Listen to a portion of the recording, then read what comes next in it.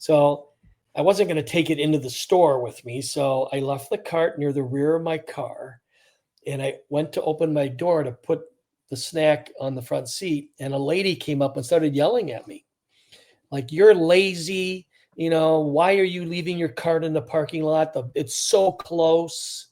And I said, "I'm just going to take it in right." And before I even finished, "You're lazy and you're typical." And you can imagine all the stuff.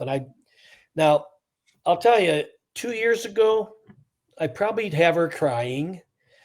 I'd have said something. I might have chased after her with she was taking my cart in. She took it in for me. But on my document, I have 2 lines. Well, I identified about 10 lines that go to this, but one of them is that the circumstances occurring in my life and the conditions in my outer world are happening.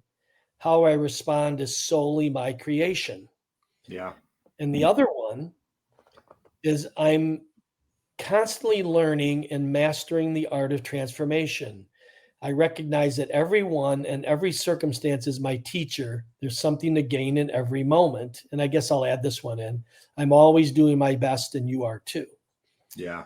So because I practice my document every day, twice a day, I didn't have to, I knew how to react. And this all was like flashing, probably happened in a second and maybe even faster.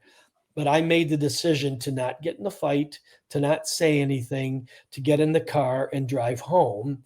And on the way home, I even processed it more and said, well, from her perspective, it looked like I was doing that.